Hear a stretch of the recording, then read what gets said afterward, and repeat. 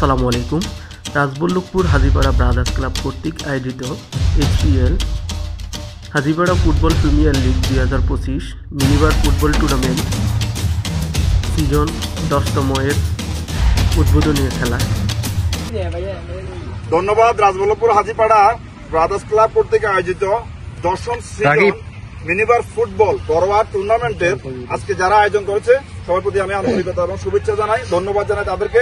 এই যে খেলাধুলার ভিতরে যেন তারা সবসময় খেলাধুলার প্রতি আন্তরিক হয়।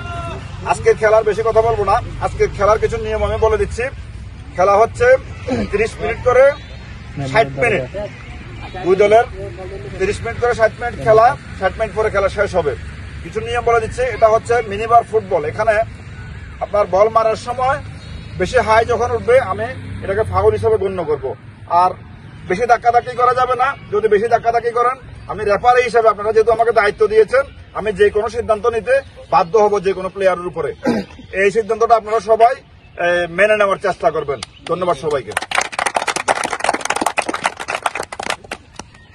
উক্ত উদ্বোধনী খেলায় উভয় দলের যেসব প্লেয়ারবৃন্দ ছিল: আবুল কালাম, নিশান, মারুফ, অন্তর, নজরুল, তারেক, মমিন, মাহফুজ মেম্বার, আব্দুল আজিজ, সোহেল, ইফাত, বাদন, সামির, রহমত, সাকিব, আব্দুল আজিম, জিদান।